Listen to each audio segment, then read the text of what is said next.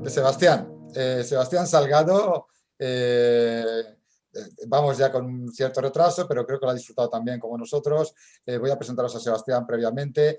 Sebastián Salgado es exdirector de información del canal TVC en México, es director de información de Telesur en Venezuela, corresponsal del canal Hispan TV de Irán, docente de la Facultad de Periodismo de la Universidad Nacional de La Plata, cubrió la guerra en Siria y otras zonas de conflicto, productor de los documentales Siria, la guerra y los niños, la invasión turca, en la tierra del Chapo, entre otros, y director del portal internacional de noticias dataurgente.com. Sebastián Salgado nos va a traer un tema, yo creo que interesantísimo, porque es de una actualidad tremenda, que es cómo México se ha convertido en un objetivo de la OTAN y el gobierno de Biden intenta quebrar la 4T, la cuarta transformación que propone AMLO, seduciendo a los altos mandos del ejército. Repito el título: México, un objetivo de la OTAN. El gobierno de Biden intenta quebrar la 4T seduciendo a los altos mandos del ejército. El micro es tuyo, no te resto ni un minuto de tu ponencia, sabes que tienes de 30 a 40 minutos y luego tenemos, dependiendo de los que dejes, 5 o 10 minutos de intervenciones de tu público, que tan ilustre, ilustrado como el que tienes aquí. Prepárate, que te viene lo peor. Adelante. Gracias, Chema. Bueno, un gusto, como vos sabés, siempre participar de las tertulias. Uno se enriquece muchísimo, ¿no?, con las palabras de todos los compañeros, de todos los colegas. Por eso también trataré de ser breve para que en esa ida y vuelta, ¿no?, donde cada quien puede exponer su punto de vista, realmente uno se nutre y saca lo mejor de todo esto.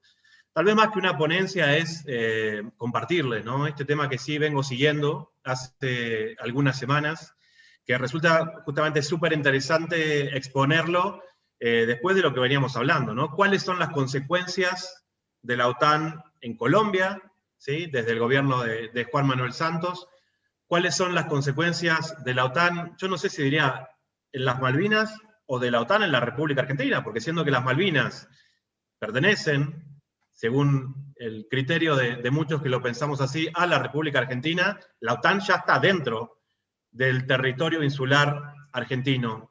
Entonces, bueno, tenemos dos bases de la OTAN en Sudamérica, el intento de seducción también con algunos militares brasileros que están trabajando desde hace algún tiempo, pero en estas últimas semanas y desde el momento que se anunció la victoria de Joe Biden en Estados Unidos, una inclinación directa y específica para que México se vuelva un asociado global de la OTAN. ¿Y por qué es interesante, si se quiere, recorrer alguna de las estrategias que han utilizado desde el principio? Es porque, evidentemente, esta es una postura que traen desde hace bastante tiempo.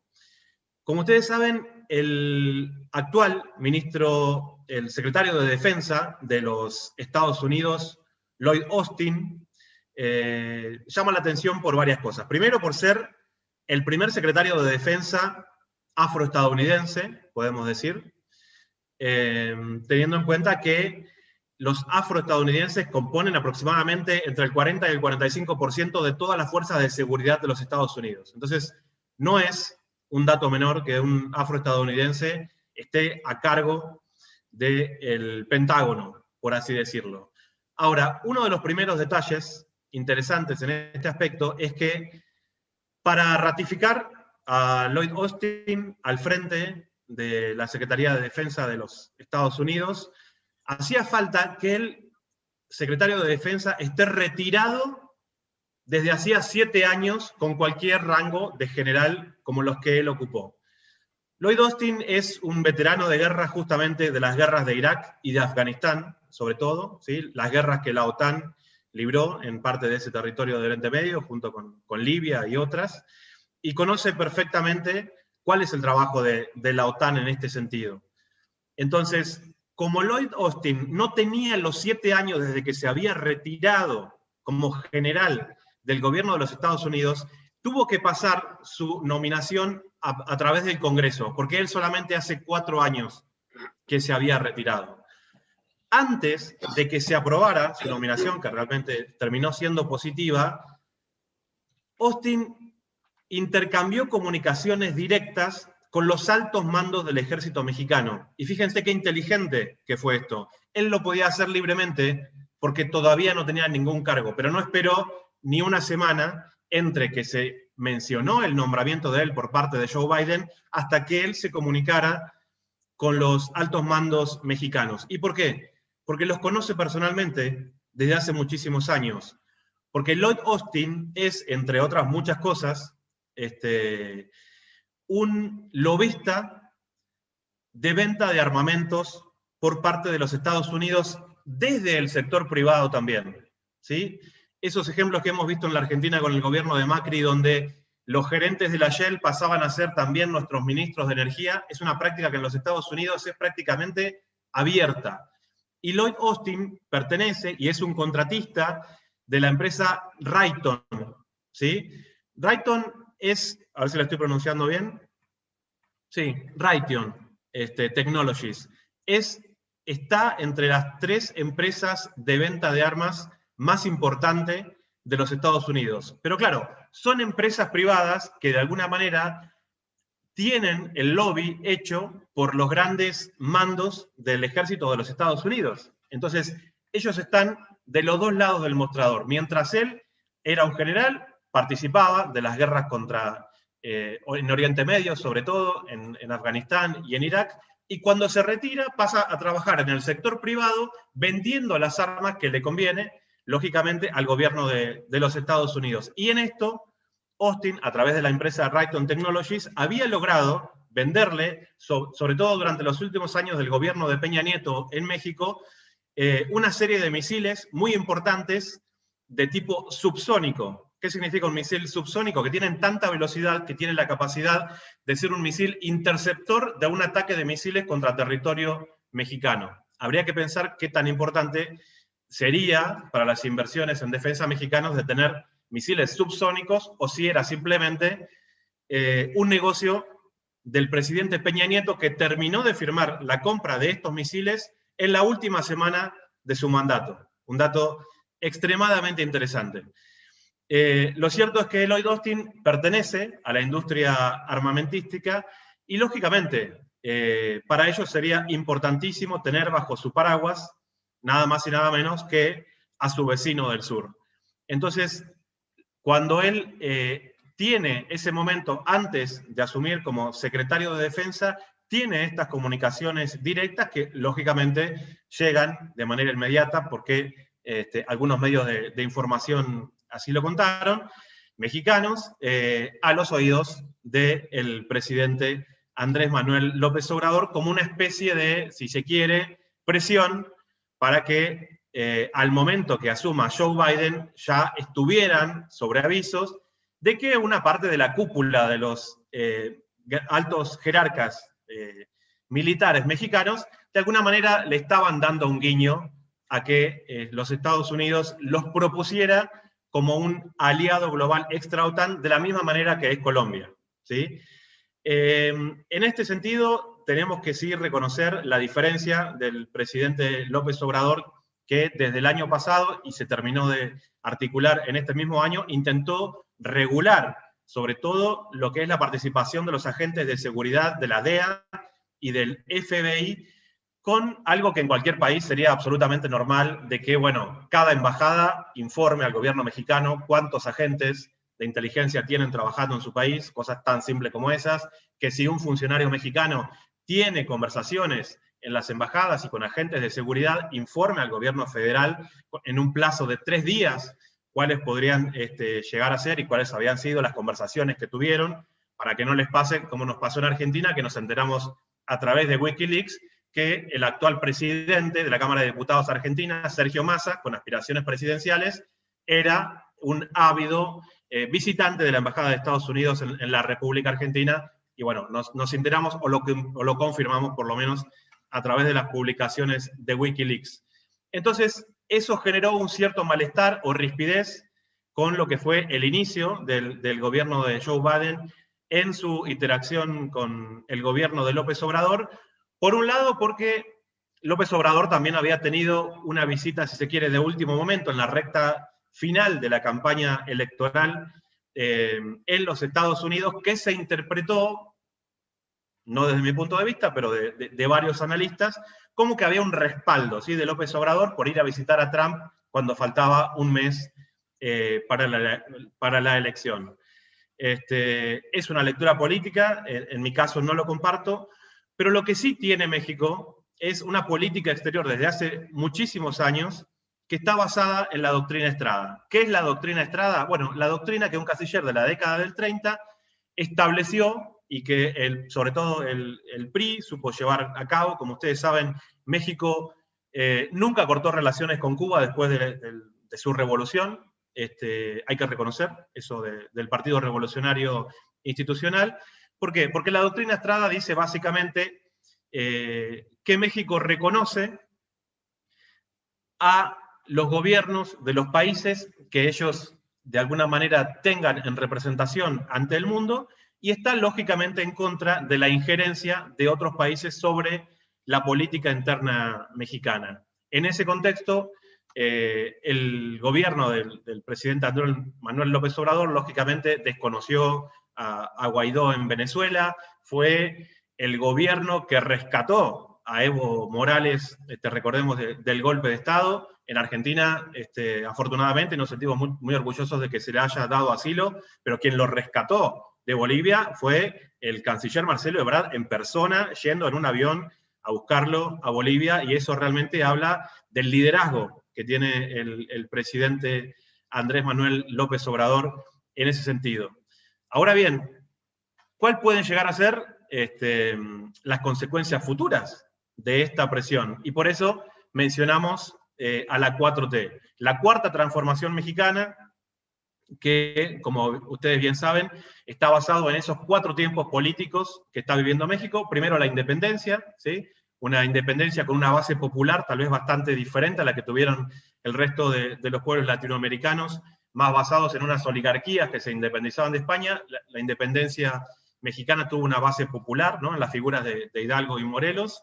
La reforma, la guerra de reforma de Benito Juárez, que para empezar separó a la Iglesia y al Estado y de alguna manera creó un Estado liberal, si se quiere, porque hay que reconocer que Benito Juárez era un presidente liberal, pero bajo esa famosa frase que decía Benito Juárez, que el respeto al derecho ajeno es la paz, intentó también formar las bases de un país independiente de los intereses extranjeros y de la Iglesia Católica, sobre todo con la fuerza que tenía la Iglesia Católica en México, mientras los bandos opositores querían todavía traer a México a las fuerzas reales españolas, que llegaron a mandar barcos de vuelta, hay que decirlo, y después cuando lograron traer a Maximiliano para que reinara unos años más. La tercera transformación de México es la Revolución Mexicana, la Revolución Popular de Villa y Zapata, y esta que estamos viviendo ahora, que lleva el nombre de la 4T, ¿no?, la cuarta transformación, donde de una buena vez por todas se termina con lo que Vargas Llosa, en la época que era amigo nuestro, en la década del 90, decía la dictadura perfecta, ¿sí? Hace mucho tiempo de eso, Chema, yo sé. La dictadura perfecta, ¿por qué? Porque México, como ustedes saben, no necesitó de un proceso dictatorial, pero sin embargo lo llevó a cabo bajo una esfera de lo que parecía una democracia. Recordemos que después de la masacre de Tlatelolco en el 68, Díaz Ordaz nunca tuvo ningún juicio político, ¿sí? Y esa era una supuesta democracia. Bueno, lo que se está intentando ahora es la cuarta transformación, donde deje de ser una democracia representativa, si se quiere, para ser una democracia realmente de base popular, de ataque a la corrupción y sobre todo participativa. Entonces, en esta cuarta transformación, donde las bases populares apoyan de una manera tan ferviente, podemos decir, a la presidencia de Andrés Manuel López Obrador y su liderazgo político en todo esto que estamos hablando ahora, bueno, ¿hasta qué punto y cuál es el poder del ejército mexicano para intentar hacerle llegar el informe al presidente, donde le diga, mire, presidente, que tal vez a nosotros nos conviene ponernos bajo el paraguas de la OTAN, porque, bueno, también hay amenazas globales y demás? Recordemos que así como hablábamos bastante del Comando Sur, ¿no? que tiene presencia en Centroamérica y Sudamérica, México, lo quiera o no, es parte del Comando Norte. El Comando Norte para los Estados Unidos considera a Canadá, a su propio país, ¿no? El territorio estadounidense, y a México como su zona de seguridad. Y no estoy emitiendo un juicio de opinión sobre esto, ¿no? Para el sistema de seguridad estadounidense, su frontera sur no es México, su frontera sur es Guatemala. Y desde ahí entender que ellos tienen más de 50.000 agentes de inteligencia, sobre todo de la DEA y del FBI, trabajando en territorio de los Estados Unidos mexicanos. Ahora, en el contexto en el cual estamos viviendo, con movimientos navales por parte de China y Rusia, y con movimientos de la OTAN sacando músculo, a ver realmente quién es el más fuerte, o quiénes, o cuáles de las coaliciones lideran el mundo a nivel militar y armamentístico, lógicamente los Estados Unidos no quieren perder pisada sobre México porque ven en el liderazgo de un presidente que trabaja para evitar la injerencia sobre su territorio, tienen evidentemente un miedo muy grande de que México tal vez pueda llegar a tener un acercamiento con Rusia o con China.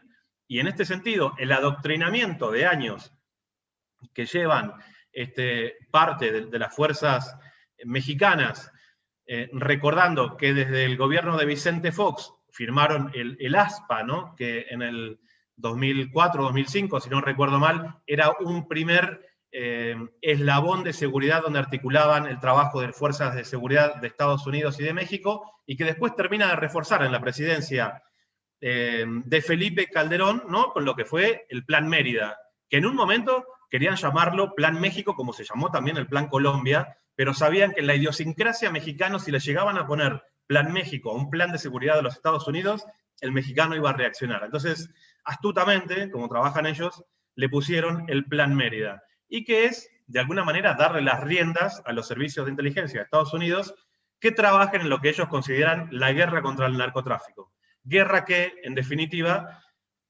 podemos ver a todas luces que se trata por el control de quién se queda con los recursos del narcotráfico, y no una guerra abierta para que el narcotráfico deje de existir, ¿no? Y por eso ahí le encontramos cierta lógica a la extradición del Chapo Guzmán y la detención en las últimas semanas de una de sus esposas, Emma Coronel. ¿Por qué? Porque todavía están detrás de los más de 55.000 millones de dólares que el Chapo Guzmán había invertido en diferentes lugares, y lo quieren tener ahí para poder torturarlos tranquilos y ver hasta dónde tenía escondido el último peso. Entonces, en estas doctrinas de seguridad, que sobre todo los gobiernos del PAN, de Vicente Fox y de Felipe Calderón, sumado al poderío, recordemos que en el gobierno de Felipe Calderón, cuando Felipe Calderón mete al ejército a pelear supuestamente esa guerra contra el narcotráfico articulado por el gobierno estadounidense, causó aproximadamente 50.000 muertos en el sexenio de Felipe Calderón. Y lo que quedó después en el gobierno de Peña Nieto es ya la inexistencia de una línea divisoria entre el crimen organizado y el gobierno. Y eso puede verse perfectamente en los 43 asesinados de Ayotzinapa en Guerrero. ¿Por qué? Porque a los 43 estudiantes de Ayotzinapa los levantaron, como dicen en México, en camionetas de la policía. Esos chicos no presentaron resistencia porque lo que hacían es, fíjense lo que son las vueltas del destino, estaban boteando, como dicen en México, pidiendo dinero para ir al siguiente aniversario de la masacre de Tlatelolco y viajar a la Ciudad de México. Entonces estaban pidiendo dinero en las calles de Iguala, Guerrero.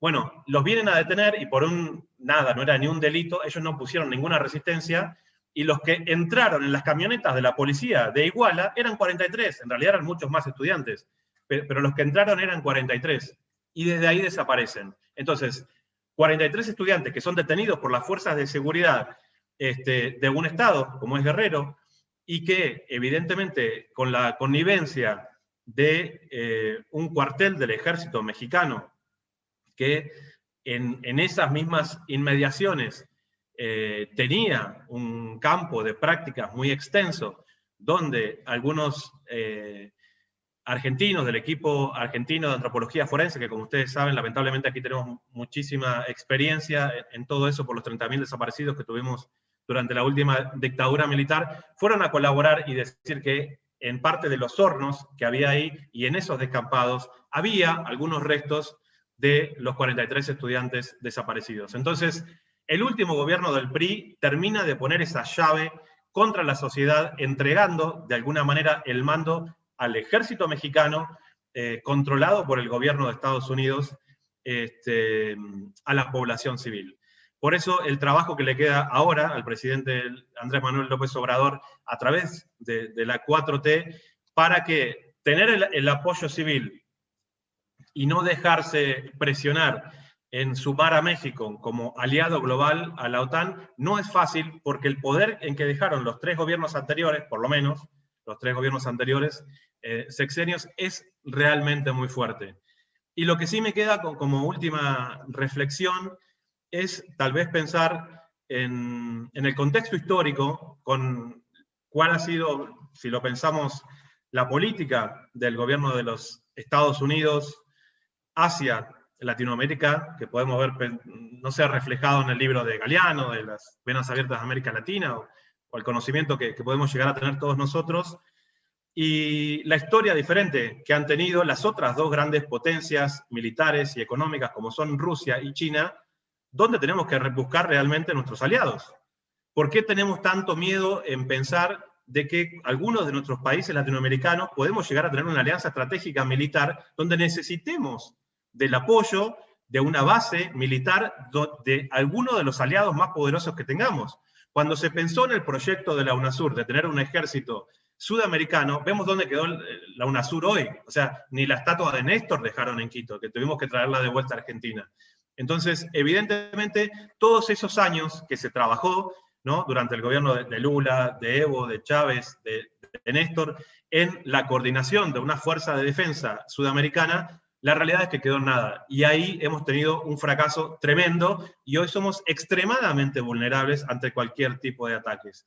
Por eso, desde México o desde cualquier país de nuestra región, es importante empezar a hacernos estas preguntas sin ningún tipo de miedo, porque de lo que era un mundo bipolar, ¿no?, durante la época de la Unión Soviética, terminamos en los 90 en un mundo unipolar, pero hoy, en la segunda década del siglo XXI, estamos evidentemente viviendo, ¿no?, un mundo tripolar donde Estados Unidos sigue siendo una gran potencia, pero Rusia y China nunca han tenido en su historia la agresión, ¿no?, que mostró la política exterior estadounidense a través del Comando Sur o a través de sus instituciones de inteligencia.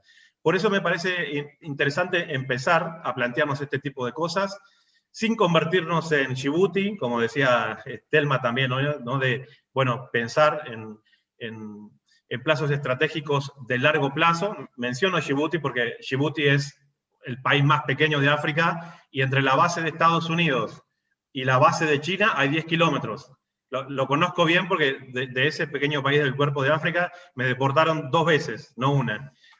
Intenté entrar como naturalista y me cacharon. La propia pista de Djibouti del aeropuerto en realidad es la pista de la base estadounidense.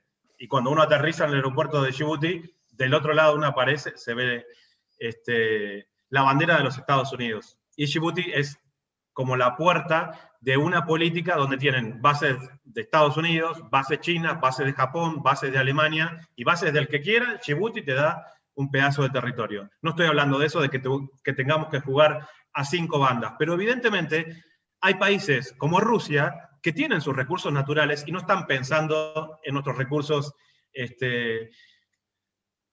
naturales de la manera que lo puede llegar a estar pensando Estados Unidos en este momento. ¿Por qué? Porque tienen simplemente el país más grande del mundo y tienen muchas de las cosas que nosotros acá tenemos, y creo que hoy día puede llegar a ser un aliado estratégico como defensa de algunos de los pueblos latinoamericanos, así como fue el talón de Aquiles para Estados Unidos y todas sus creaciones de grupos terroristas como Daesh y demás en Siria.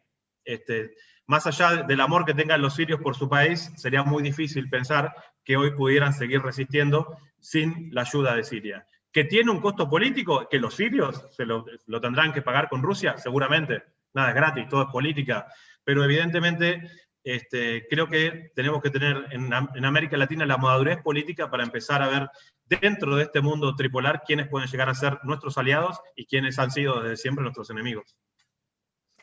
Muchas gracias, Sebastián. Sí que ahí hay un quid de la cuestión que planteamos siempre en tertulias, que es ese reconocimiento de aliados y enemigos, reconocimiento de quienes están delante en el eje antiimperialista, reconocernos y reencontrarnos, porque sabes que esa división también ha provocado el que repitamos los mismos errores y además divididos históricamente. Y luego sí que es súper interesante los pasos que pueda dar, la existencia que pueda tener AMLO, pero lo que has dicho bueno, del fracaso de UNASUR y de todos estos mecanismos de integración regional y el paso a esa... Yo creo que no fue un fracaso, sino la demostración de que el camino era ese y por eso se le ha desarmado, lo primero que se ha desarmado prácticamente, pues porque realmente estábamos acertando en el camino. Yo creo que esa es la conclusión. De todos modos, luego como tendremos también a Ana Esther, que no sé si ahora va a participar en el debate posterior, pero como es neoyorquina mexicana, seguro que algo tendrá que contarnos. Por la parte que tiene de ombligo imperial, yo sé que ya está desarraigada, tiene que estar de México, absolutamente ya, pero bueno, ya nos contará ella. En principio se abre un pequeñito turno de ponencias, 10 minutos, para si alguien quiere, digo de ponencias, de debate, para la ponencia de Sebastián, si alguien quiere hacer alguna intervención, algún apunte o algún aporte. Adelante, Nicola. Y Ana Esther, parece que estabas intentando también hacer algún aporte. Vale, pues te tomo nota después. Ana Esther, adelante, Nicola. No se te oye, Nicola. Tienes el micro apagado. Soy yo que te tiro del cable cada vez. Ya creo, ya. Oye, muy buena la exposición de Sebastián. Me ayuda a comprender muchas cosas. Solo quiero, en virtud de la imagen de Rusia, decir algo porque Estados Unidos, a través de su tremendo poder de desinformación, ha implantado la idea en el mundo de que tanto Rusia como China también son imperialistas. ¿Ah? Y eso no es cierto. El accionar de Rusia, sobre todo en Siria, obedece a la propia supervivencia rusa. Vale decir, cuando Estados Unidos provoca el golpe de Estado en Ucrania, lo primero que quiso hacer el gobierno ucraniano fue privar de la base de Sebastopol en Crimea la salida al Mar Negro de Rusia. Los barcos que llegan a el Mediterráneo atracan en la única base naval que tiene Rusia afuera, que es la base naval de Tartus, en Siria. Lo que quería Estados Unidos era dejar ciego a Rusia. Por lo tanto, la supervivencia de Siria era también parte de la supervivencia de Rusia. O sea, no tiene un costo político, no es un canje, sino que es un esfuerzo mancomunado porque se salva Siria, pero también impide que Estados Unidos aísle a Rusia. Es un matrimonio perfecto entre ruso y sirio. ¿Ah? Eso nomás, esa es una aclaración, Sebastián. Sí, Nicola, es interesante lo que decís y pensar también, ahora el 24 de marzo hay una cumbre importantísima de la OTAN y si vos me preguntás cuál puede llegar a ser el tema de agenda principal en todo eso, obviamente que no lo tengo, pero teniendo en cuenta cuáles han sido los primeros movimientos del gobierno de Joe Biden, yo creo que la anexión de Ucrania como miembro pleno ya de la OTAN va a ser uno de los principales temas en la agenda. Y una vez que Ucrania sea un miembro pleno con todos los derechos, vos sabés que el artículo 5 de la OTAN dice, como todos sabrán, de que si cualquier país de la OTAN entra en guerra con otro, ¿sí? O sufre una agresión de otro, todos los países de la OTAN salen a apoyarlo.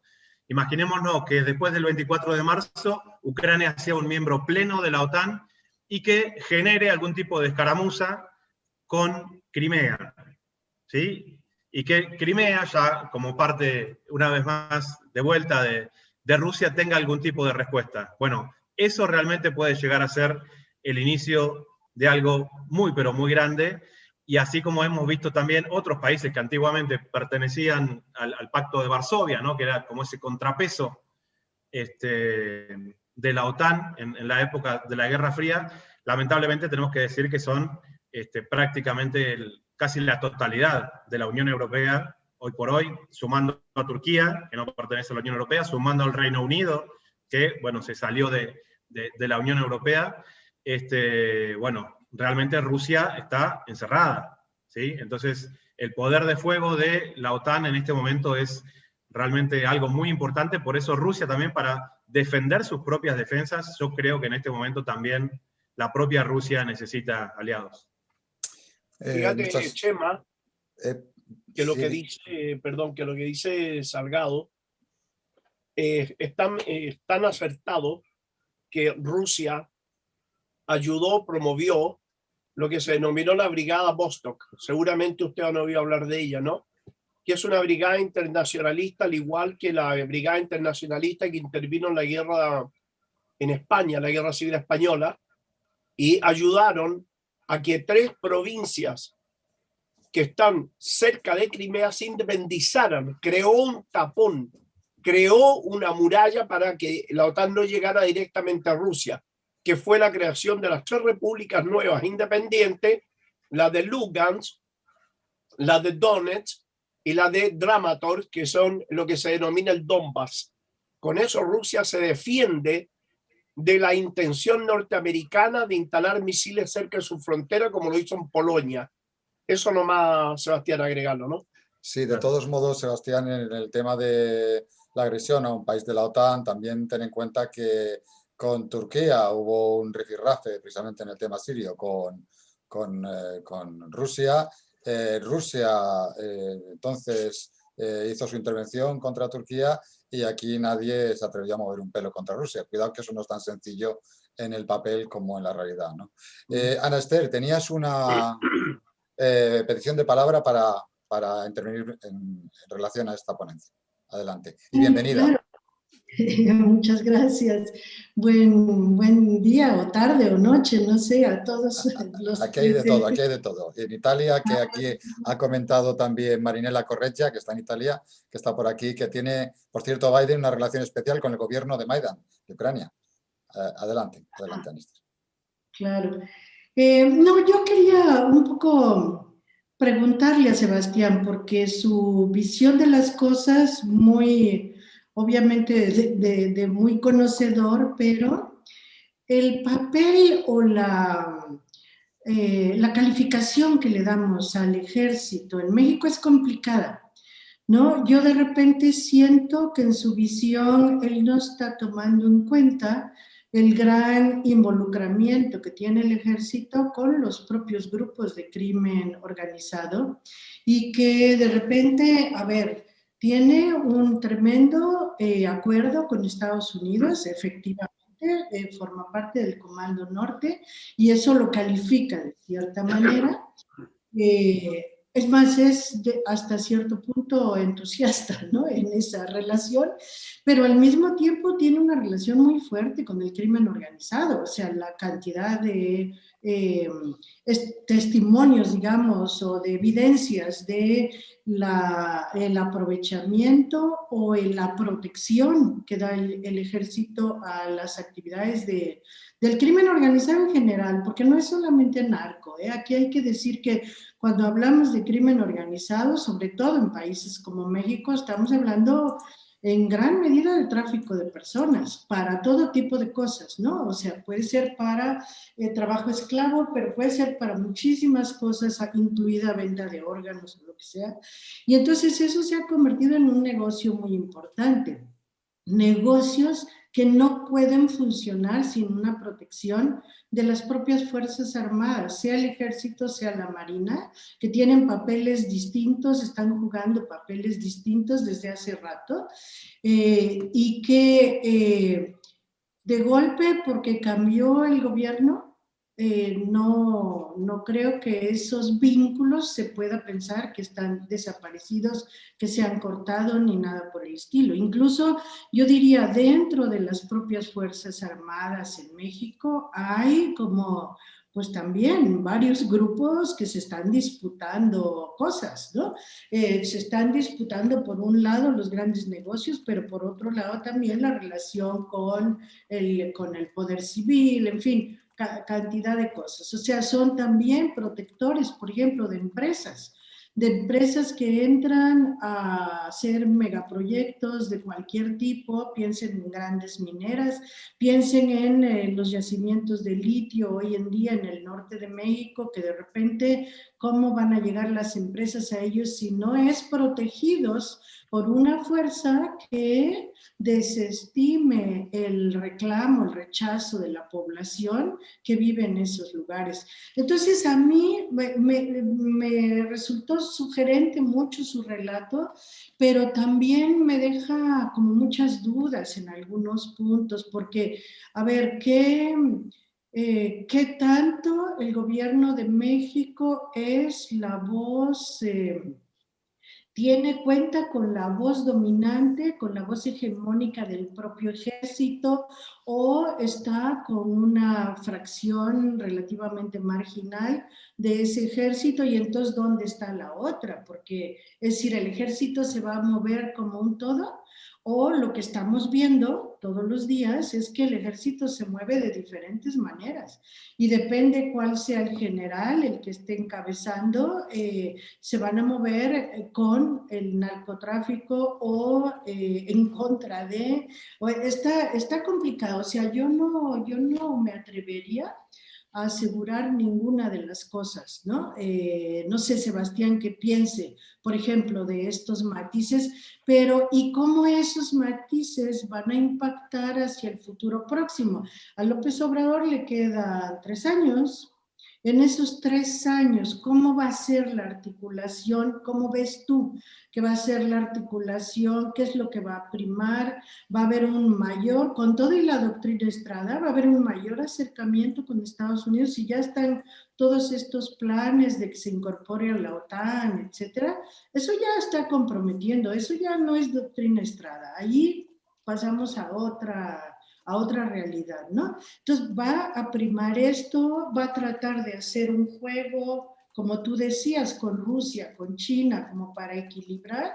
¿Es posible o no es posible en un caso como el mexicano, que está pegado a Estados Unidos y que la frontera sur de Estados Unidos efectivamente es en Guatemala? Entonces, eso quiere decir que los cuerpos de seguridad de la región del norte son cuerpos de seguridad que actúan hacia el límite de fronteras de la región del norte, ¿no? De América del Norte, es decir, que pasan por México. Y bueno, hay los datos ahí de que cuántos efectivos de un cuerpo de seguridad de otro, de Estados Unidos, están presentes en el país, pues bueno, son muchísimos, ¿no? Entonces, ¿cómo ves esto? O sea, ¿cómo problematizas lo que tú mismo relataste? Pues de repente sí, hay muchas cosas ahí que decías que pueden apuntar hacia ciertos lados, pero ¿cómo lo problematizas a la luz de esto, ¿no? De esto, pues que sería como el ingrediente de la real política, digamos, de los subsuelos, ¿no? De cómo se están estableciendo los vínculos por ahí. Adelante, Sebastián. ¿Cómo estás, Anester? Bueno, primero un placer y un lujo, ¿no? Que estés escuchándome. Yo te he seguido muchas veces y la verdad que me parece súper interesante lo que nos compartís ahora también. Yo creo que López Obrador, lógicamente antes de asumir, como decimos a veces, sabía con qué bueyes araba, ¿no? Por eso una de sus primeras iniciativas fue la creación de la Guardia Nacional, como vos bien sabés, un poco, si se quiere, al estilo estadounidense, pero tratando de dar responsabilidad a un cuerpo armado de defensa que no tenía la historia sangrienta que tenían otros cuerpos, como es el Ejército y la Secretaría de Marina.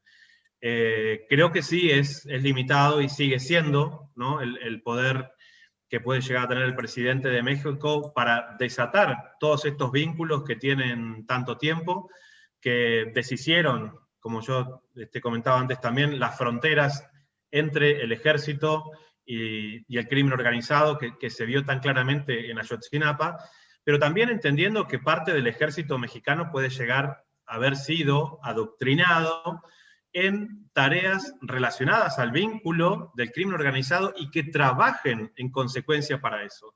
Creo que uno de los ejemplos más claros de todo esto, Ana Esther, son los Zetas, ¿sí?, que vos seguramente conocés muy bien.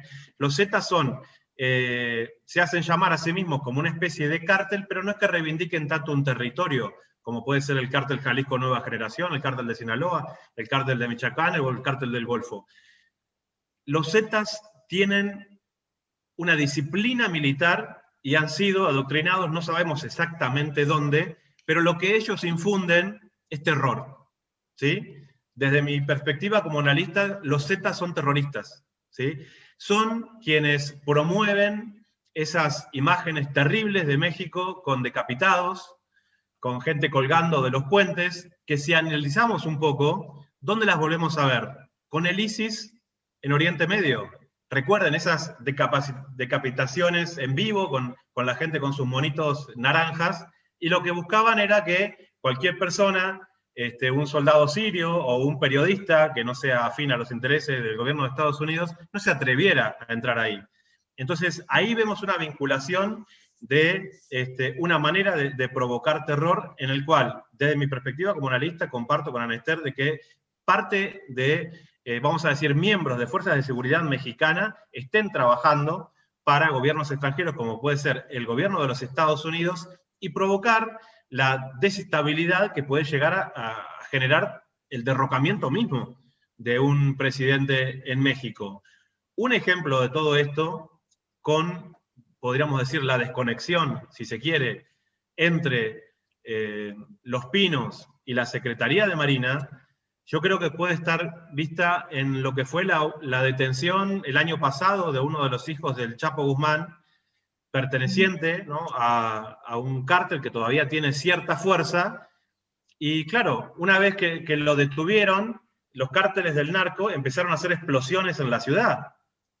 Y entonces le dicen al presidente, ¿qué tenemos que hacer con esto? Y el presidente obviamente no quería un baño de sangre en Guadalajara. Entonces lo que tuvo que decir es, suelten a ese chico, ¿sí? Entonces, evidentemente López Obrador, si hubiera sido informado a tiempo de esa detención, él podría haber tomado otro tipo de prevenciones. Pero lo que estamos viendo, sin lugar a dudas, es algunas acciones de la Secretaría de Marina, que es la que está más vinculada con las detenciones relacionadas al narcotráfico, que recibe órdenes directamente de las agencias de inteligencia, sobre todo de la CEA, de la DEA y de la CIA de los Estados Unidos. Por eso yo creo, Ana Esther, que lo que está haciendo y lo que ha hecho López Obrador es lo que está humanamente posible dentro de sus posibilidades, atacando también algo que es muy importante, que es el financiamiento de los grupos del crimen organizado. Recordemos, una de las primeras acciones que atacó López Obrador fue tratar de atacar lo que en México se conoce como el huachicoleo. ¿Y qué es el huachicoleo? Bueno, la extracción de ductos de Pemex, que como ustedes saben es una industria petrolera estatal, y a través de esos ductos que recorren diferentes estados y municipios, robar, ¿sí?, el combustible para financiar otros grupos del crimen organizado. Cuando el presidente López Obrador empieza a atacar directamente a estos grupos con fuerzas de seguridad en lugares donde ellos detectaban estas pinchaduras que durante el gobierno de Peña Nieto y de Felipe Calderón tenían la información, porque eso tiene también un sistema de información digital, por decirlo de alguna manera, no es que pinchan un caño y nadie se entera, y no hacían absolutamente nada. Cuando López Obrador encara este tema, en el estado de Hidalgo se produce una explosión donde mueren cientos de personas, y eso también es un mensaje terrorista. Entonces, pinchan un caño, le avisan a un pueblo, que creo que era Tula, en el estado de Hidalgo, miren, aquí hay gasolina gratis, se va todo el pueblo a intentar agarrar un bidoncito de de gasolina con su cubeta y alguien deliberadamente genera una explosión. Ese es un mensaje, desde mi perspectiva también como analista, contra el presidente. De decir, bueno, si te quieres meter con el financiamiento de los grupos del crimen organizado, tenés que saber que realmente te va a ser muy caro. Y en este sentido, evidentemente creo que López Obrador está haciendo todo lo humanamente posible, pero sin duda 6 años no van a ser suficientes para que un gobierno popular, podemos decir así, termine de desatar todos esos nudos.